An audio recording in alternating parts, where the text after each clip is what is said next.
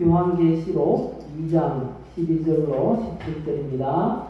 버가모 교회의 사자에게 편지하라. 좌우에 날선 검을 가지시니가 이르시되 내가 어디서 사는지를 내가 아노니 거기는 사탄의 권자가 있는 데라. 내가 내 이름을 굳게 잡아서 내 충성된 증인 안디바가 너희 가운데 곧 사탄이 사는 곳에서 죽임을 당할 때에도 나를 믿는 믿음을 저버리지 아니하였도다. 그러나 내게 두 가지 책망할 것이 있나니 거기 내게 발람의 교훈을 지키는 자들이 있도다. 발람이 발락을 가르쳐 이스라엘 자손 앞에 걸림돌을 놓아 우상의 제물을 먹게 하였고 또 행음하게 하였느니라. 이와 같이 내게도 니골라 당의 교훈을 지키는 자들이 있도다. 그러므로 회개하라. 그리하지 아니하면 내가 내게 속히 가서 내 입의 검으로 그들과 싸우리라. 귀 있는 자는 성령이 교회들에게 하시는 말씀을 들을지어다.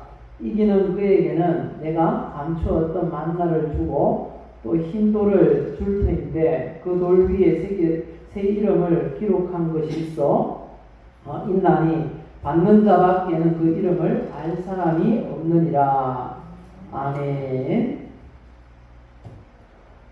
사람들의 가장 큰 관심사가 무엇일까요? 미국의 퍼시픽 대학교의 영성신학 교수이신 리차드 포스트가 이런 책을 썼습니다. 돈, 섹스, 권력이라는 책을 썼는데요. 이 책 내용 가운데 이런 게 있습니다. 인간의 욕망 중에서도 가장 우위를 차지하고 있는 욕망의 정점이 돈, 섹스, 권력이다. 오늘 본문에 등장하는 이 버가모 교회가 발람의 교훈과 니골라당의 교훈을 따르는 자들이 있다라고 주님이 책망을 하시는데요. 이런 이단들의 교훈이 바로 이 책의 제목처럼 돈, 섹스, 이 권력의 유혹을 받도록 하는 것이었다라는 것을 알 수 있습니다. 이런 버가모 교회에게 주님께서 말씀하십니다. 회개하라. 오늘날 우리에게도 그때 유혹에 빠져서 추구했던 그것을 오늘날 우리도 추구하고 있지는 않는지 돌아보는 그런 시간이 되었으면 좋겠습니다. 그래서 이 시간 우리에게 주신 하나님의 말씀 요한계시록 2장 12절로 17절을 통해 회개하라 라는 제목으로 말씀을 전하겠습니다. 우리 또 한번 같이 이렇게 하나님 앞에 고백했으면 좋겠습니다. 나는 하나님의 사랑을 받고 있습니다. 하나님은 나를 치료하십니다. 하나님은 나에게 복을 주십니다. 하나님, 복 받을 길로 가도록 도와주세요. 우리가 고백한 대로 하나님 앞에 사랑받고 복 받을 길로 가서 풍성한 은혜와 복을 받아 누리는 우리 모두가 되시기를 예수님의 이름으로 축복합니다. 오늘 버가모 교회에 주님께서 찾아오셨어요. 편지로. 그런데 어떤 모습으로 우리 주님이 찾아오셨는지 보십시다. 12절 말씀을 보시면요. 버가모 교회의 사자에게 편지하라. 그리고 어떻게 말씀합니까? 어떤 분이 지금 말씀하신다고 하십니까? 좌우에 날선 검을 가지시니 라고 하십니다. 좌우에 날선 검을 가지신 분이 이 버가모 교회에 지금 찾아오시고 말씀하십니다. 성경에서 좌우에 날선 검이라고 하면 두 가지를 의미하고 있습니다. 하나는 하나님의 말씀을 의미합니다. 에베소서 6장 17절에 말씀하시죠. 구원의 투구, 그리고 성령의 검, 곧 하나님의 말씀을 가지라 이렇게 말씀합니다. 성령의 검, 이 좌우의 날성검이 하나님의 말씀임을 말씀합니다.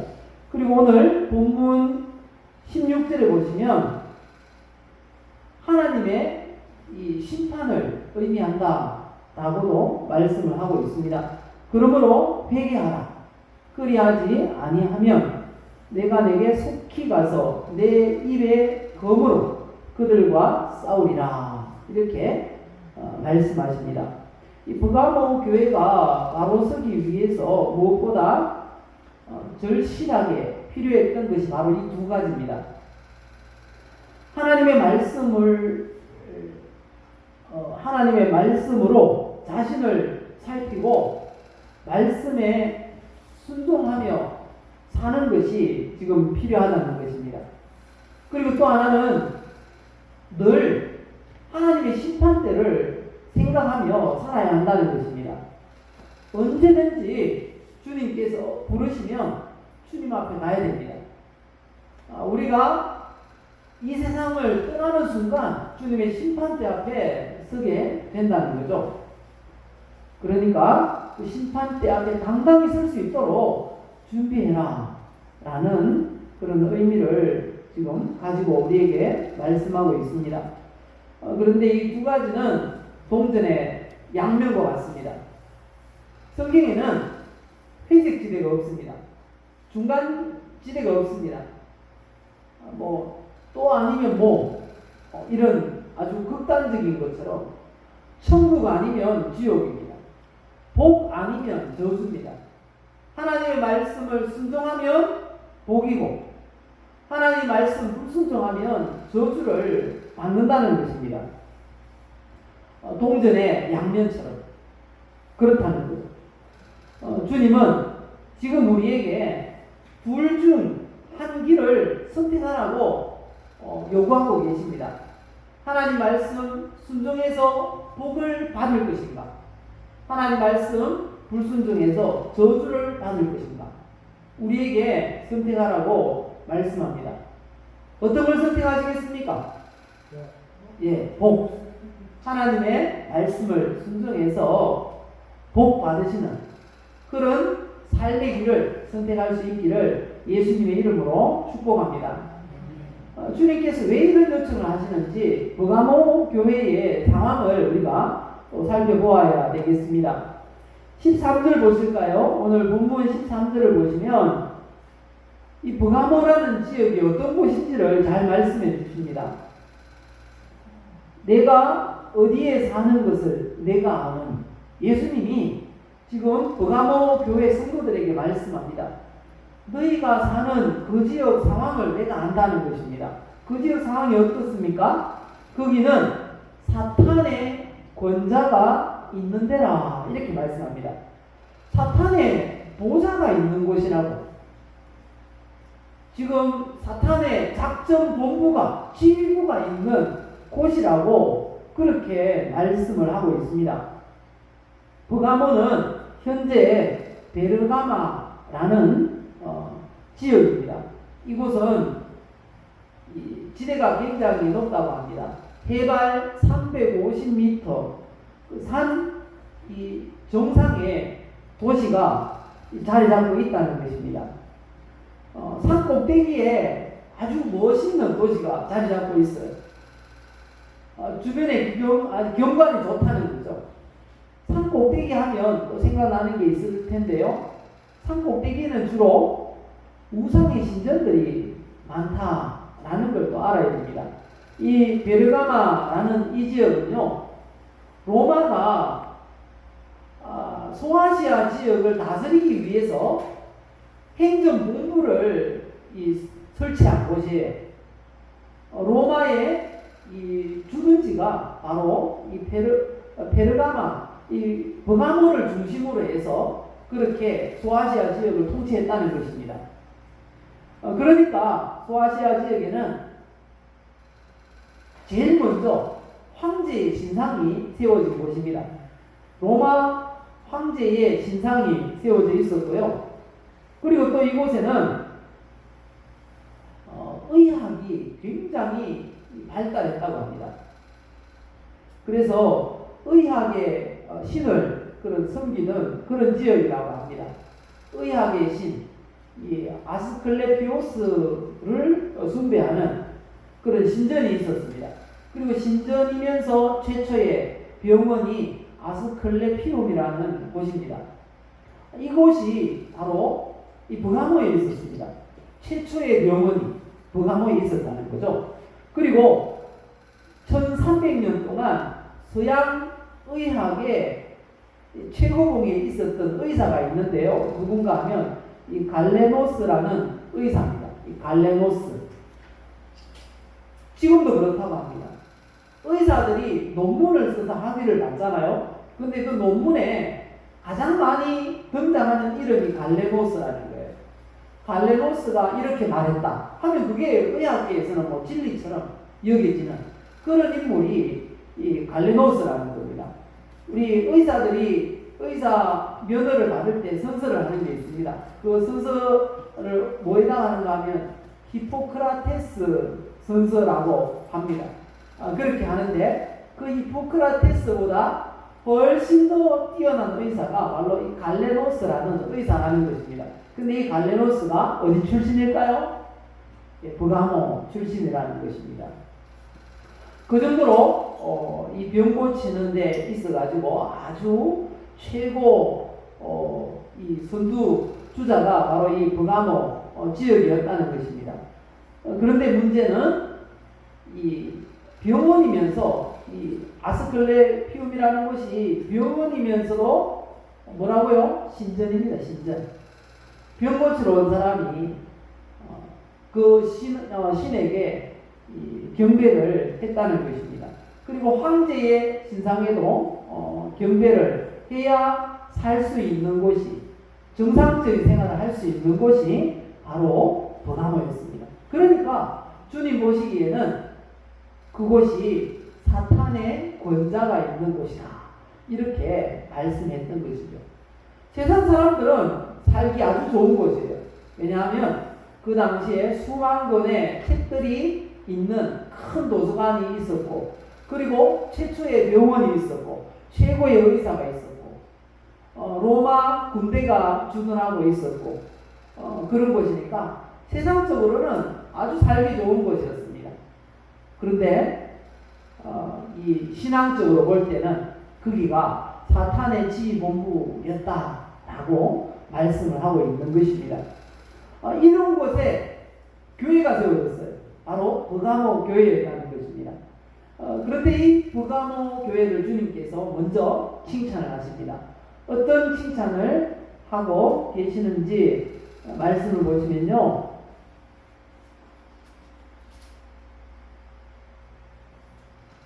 13절 보실까요?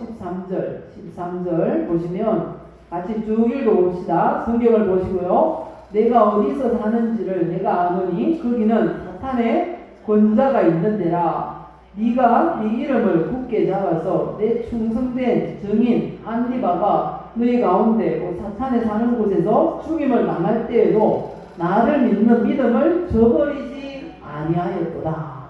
이렇게 말씀합니다. 여기서 보면 칭찬을 하시는데, 너희가 그렇게 신앙생활하기 어려운 지역에서 내 이름을, 예수 이름을 굳게 잡았다는 것입니다. 그리고 믿음을 버리지 않았다는 것입니다.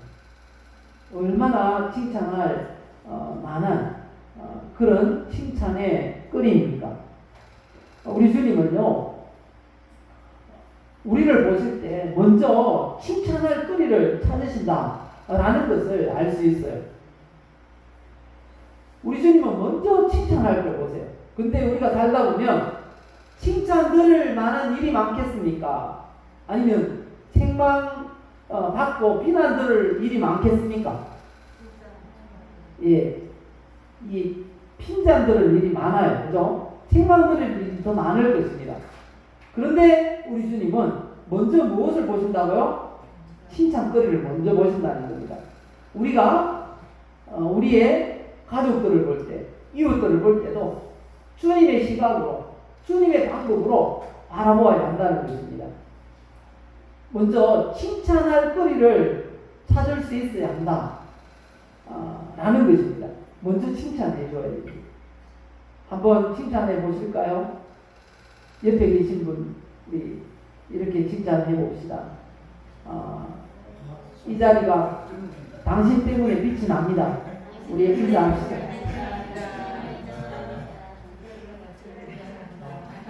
예. 우리 성도님들 때문에 이곳이 주의 전이 빛이 납니다. 우리 하나님께서 영광 받으실 줄 믿습니다. 우리 주님은 칭찬거리를 먼저 찾으셨어요. 믿음을 지키는 것 때문에. 지금 코로나 때문에 얼마나 힘든 시기를 살아가고 있습니까? 또 경제적으로도 어렵고요. 하지만 이렇게 주의 전을 사모하고 주님께 예배하기 위해서 오신 것 자체가 믿음을 지켜가는 것인 줄 믿습니다. 우리 주님께서 이 자리에 계시며 우리를 분명히 칭찬하시는 줄 믿습니다. 그 중에서도 특히 이 안디바와 같은 이런 순교자가 있음을 또 이 버가모 교회에 칭찬하고 계십니다. 그 당시는요, 그냥 예수 믿는 건 죽음을 각오해야 되는 그런 시대였습니다. 그냥 일상적인 생활을 하기 위해서는 로마 황제가 나의 주인이라고 고백을 해야 됩니다. 황제는 나의 주인이십니다. 이렇게 신전에서 고백을 해야 정상적인 물건을 사고 파는 행위를 할 수 있다는 것입니다. 그리고 이 몸이 아프면 어디 가야 됩니까? 병원에 가야 됩니다. 병원에 가면 거기가 신전입니다. 예수 믿는 사람들이 일상적인 생활을 하기 위해서는 신전에 가야 되고, 그리고 로마 황제를 주인이라고 고백을 해야 됩니다. 그런데 안디바는 그렇게 하지 않았습니다. 예수님만이 나의 주인이십니다. 고백하고 순교를 당했던 분이라는 것입니다. 그런 순교자가 있는 곳이 바로 이 버가모 교회였습니다. 그래서 이걸 주님은 칭찬하고 계십니다. 그런데 모든 사람들이 그런 신앙생활을 했던 게 아니에요. 그래서 주님은 책망하십니다. 오늘 보면 14절에서 15절까지 보실까요? 14절, 15절 또 같이 읽어봅시다. 그러나 네게 두 가지 책망할 것이 있나니 거기 내게 발람의 교훈을 지키는 자들이 있도다. 발람이 발락을 가르쳐 이스라엘 자손 앞에 걸림돌을 놓아 우상의 제물을 먹게 하였고 또 행음하게 하였느니라. 이와 같이 네게도 니골라당의 교훈을 지키는 자들이 있도다. 주님께 책망하시는데 두 가지를 책망하십니다. 첫째는 발람의 교훈을 지키는 자들이 있다는 것입니다. 이 발람의 교훈이 뭘까요? 그리고 발람이라는 사람은 또 누굴까요? 이 발람은 점술가입니다. 여호수아 13장을 보시면요, 이 발람은 점술가라고 말씀합니다. 이스라엘 자손이 그들을 살육하는 중에 부올의 아들 점술가 발람도 칼날로 죽였더라. 이렇게 말씀하십니다. 그리고 사도 베드로는 이 발람을 가리켜서 미친 행동을 하는 선지자, 이렇게 말합니다. 선지자는 선지자인데 미친 행동을 하는 선지자랍니다. 왜요? 불의의 삭슬 사랑하다가 자기의 불법으로 말미암아 책망을 받되 말하지 못하는 나귀가 사람의 소리로 말하여 이 선지자의 미친 행동을 저지하였느니라. 이렇게 말씀합니다. 이처럼 발람은 점술가이면서 미친 행동을 하는 선지자라고 성경은 말씀하고 있습니다. 이 말씀을 알기 위해서는 구약 성경을 보아야 되는데요. 구약 성경 민수기 22장에 잘 말씀하고 있습니다. 40년간의 이 광야 생활을 이 출애굽한 이스라엘 백성들이 이제 거의 다 끝마쳐 갈 때에 이 이스라엘 자손들이 모압 지역에 도착을 했습니다.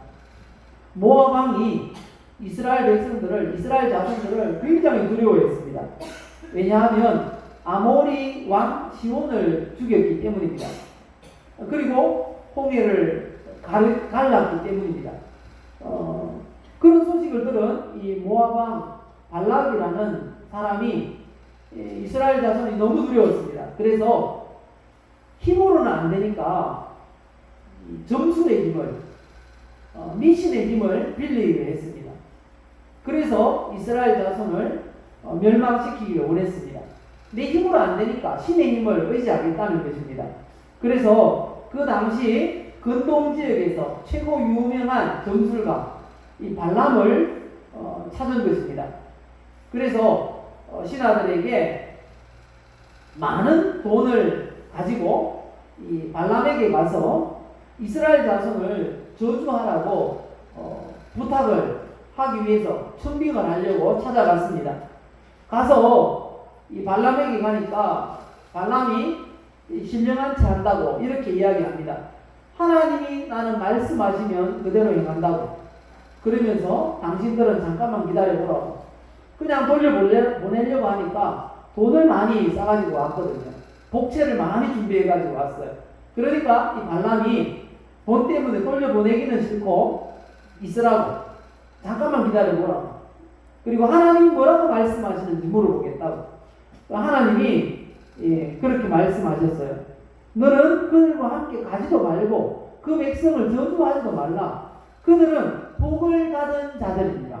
이스라엘 자손은 복 받은 자들, 하나님께서 복 주신 자들이기 때문에 네가 저주하지 말라는 것입니다. 그리고 따라가지 말라.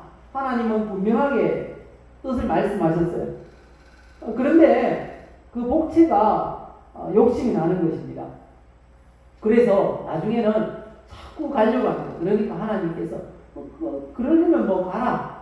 하지만 저주하지 마라. 이렇게 말씀하셨습니다. 하나님이 계속 따라다니면서 저주하지 마래 하니까 이 발람이 저 끝까지 저주는 못합니다. 그런데 이 모압 왕 발락에게 꾀를 내어서 한 가지 이스라엘 자손이 스스로 하나님 앞에 저주받을 그 일을 가르쳐 줍니다. 그게 뭔가 하니까 민수기 31장 16절에 말씀합니다. 보라, 이들이 발람의 꾀를 따라 이스라엘 자손을 부올의 사건에서 여호와 앞에 범죄하게 하여 여호와의 회중 가운데에 연병이 일어나게 하였느니라. 이렇게 말합니다. 이게 어떤 내용인가 하면요, 이 점술가 발람이 발락을 떠나면서 하나님이 자꾸 저주하지 말라니까 내가 저주는 못하겠고 이스라엘 자손이 하나님 앞에 벌받아 망할 일을 알려주겠다고 살짝 이야기합니다. 그게 뭔가 하면 모압 여인들을 보내라는 겁니다. 아주 화려한 옷을 입고 보내서 이스라엘 백성의 남자들을 이방신을 섬기는 제사에 초청을 하라는 것입니다. 그 제사에 있었던 일이 성행입니다.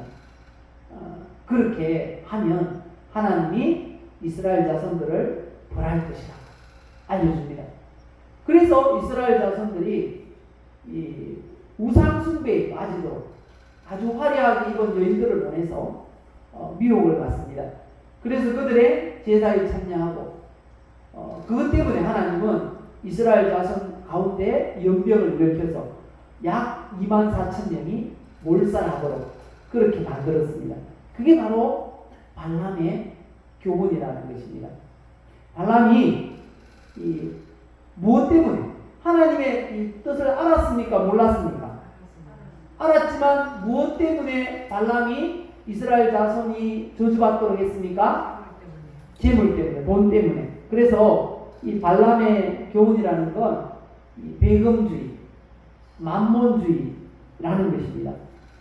지금도 얼마나 많은 사람들이 돈 때문에 예수님을 배신하고 또 돈 때문에 친구를 또 배반하고 또 이 돈 때문에 양심을 저버리고 이 돈 때문에 정말 이 돈 사람이 얼마나 많은지 모른다는 것입니다. 이 발람이 돈 때문에 하나님 말씀을 알면서도 돈 때문에 이런 행동을 했다는 거죠. 오늘 살아가는 우리도 이 발람의 교훈을 따르지 않도록 주의해야 합니다. 왜냐하면 우리가 하나님도 숨기고 하나님도 추구하고 이 돈도 추구하는 그런 삶을 살 수 없다는 것입니다. 마태복음 6장 24절에 말씀하시죠. 한 사람이 두 주인을 숨기지 못한다. 누구든지 주인은 하나밖에 없다는 것입니다. 하나님을 숨길 것인가, 돈을 숨길 것인가. 우리가 이 시간 이렇게 고백했으면 좋겠습니다. 돈을 하나님의 자리에 놓지 맙시다. 한번 우리 선포합시다. 돈을 하나님의 자리에 놓지 맙시다. 예, 돈이 하나님의 자리에 가게 해서는 안 된다라는 것입니다. 그리고 두 번째 책망의 내용은 니콜라당의 이 교훈을 지키는 자들이 있다는 것입니다.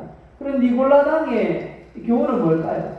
한마디로 말하면요, 교회 안에서 예수님이 우리에게 주신 자유는 죄 짓는 자유라고 이렇게 가르치는 게 니콜라당의 교훈입니다.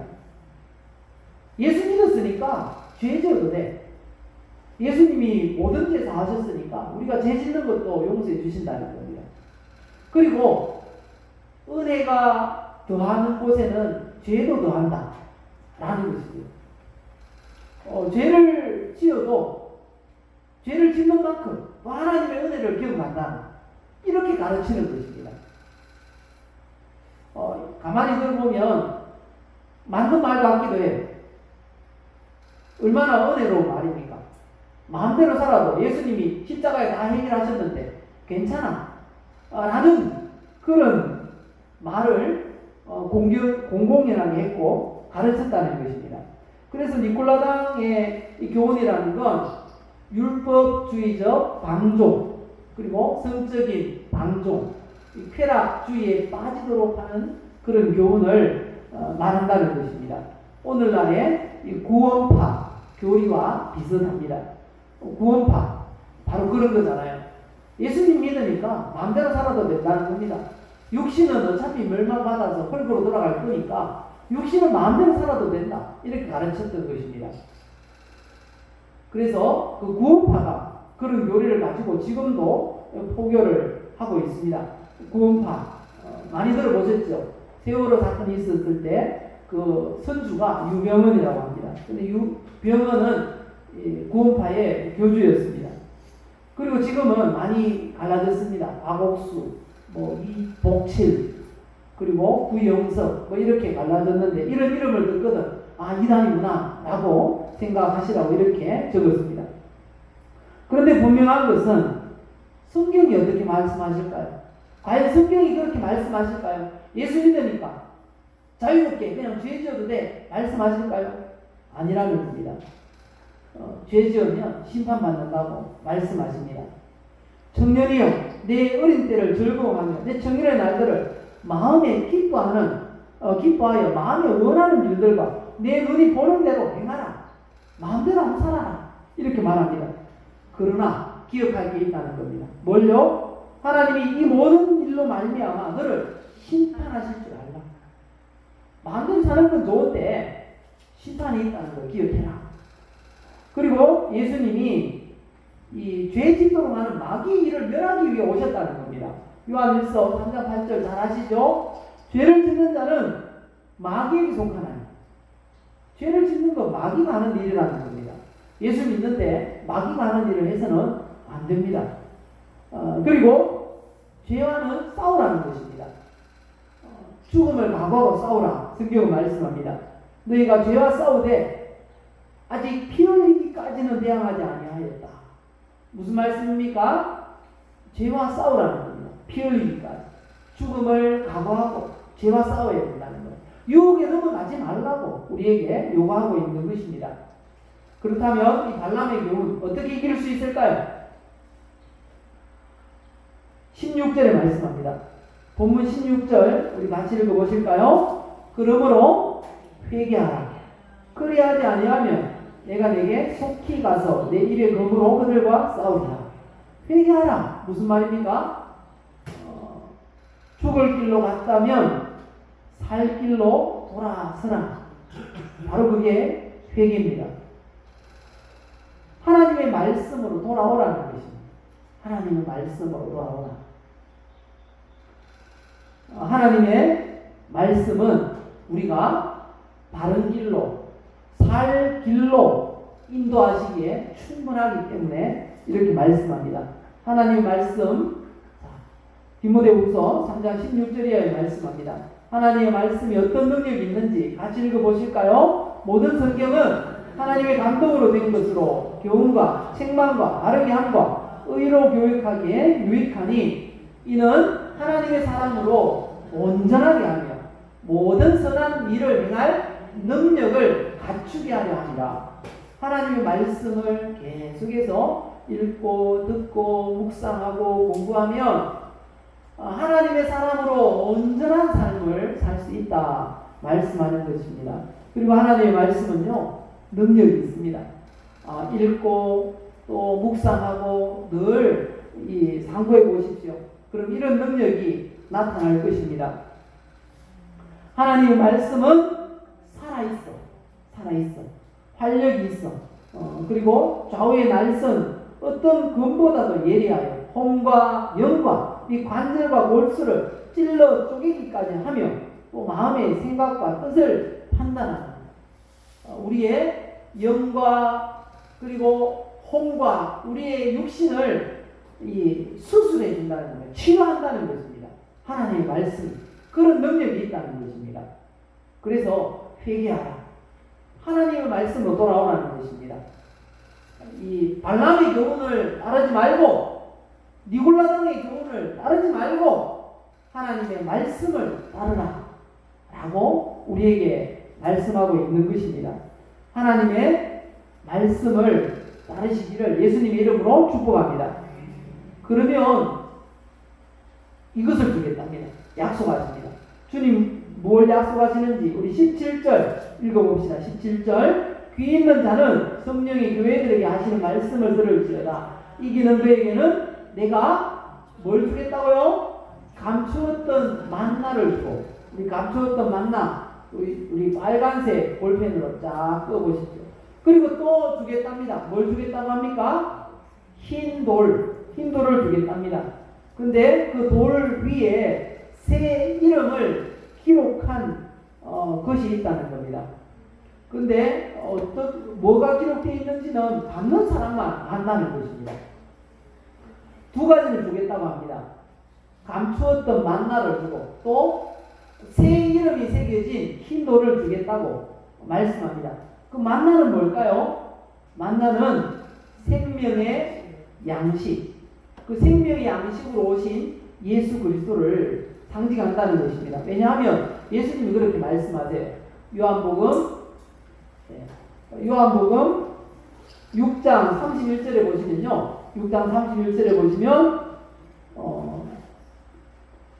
시간이 촉박해서 다 읽지는 않겠지만 말씀하십니다. 내가 생명의 떡이야.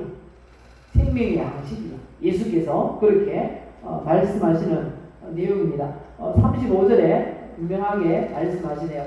예수께서 이르시되 나는 생명의 떡이니 내게 오는 자는 결코 줄이지 아니할 터이요 나를 믿는 자는 영원히 목마르지 아니하리라.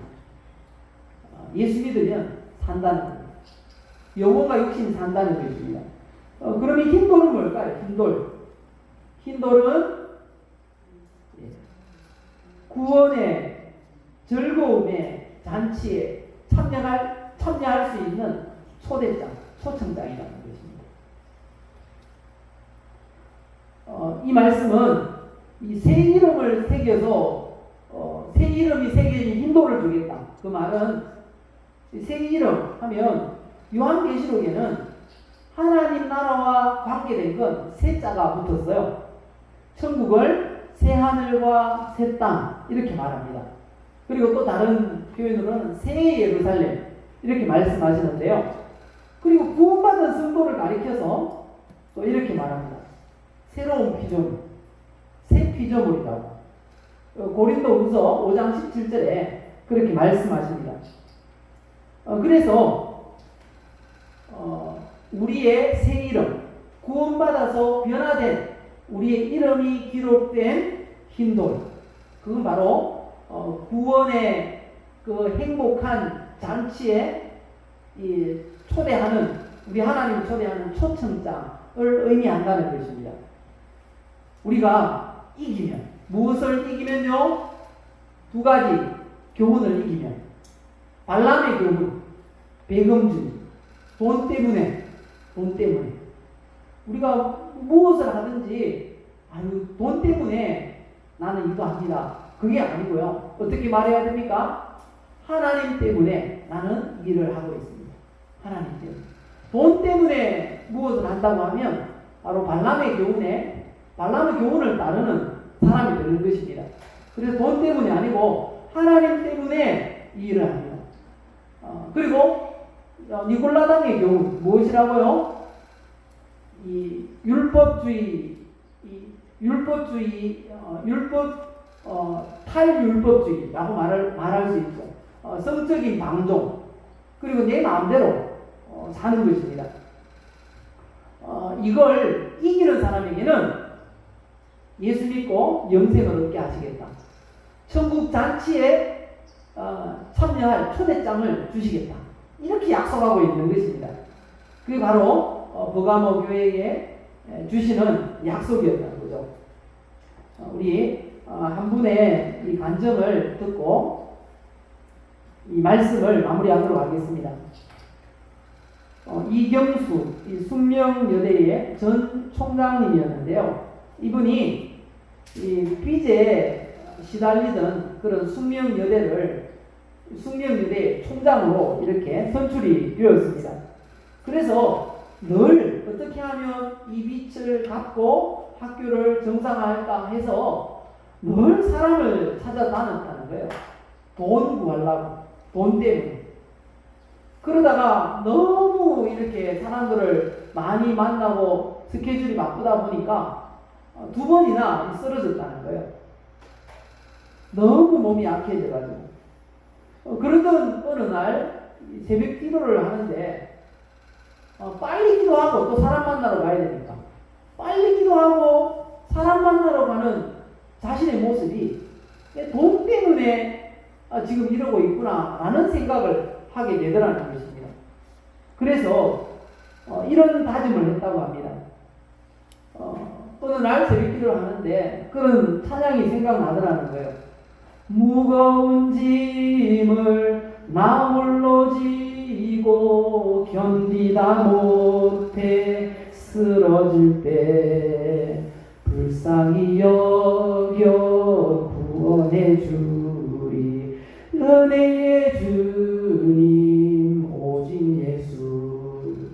주님은 끊임없이 우리의 무거운 짐을 맡기라고 하는데 자기가 그 짐을 다 지고 사람 만나려고 돈 구하려고 그렇게 뛰어다니는 안타까운 모습을 발견했다는 것입니다.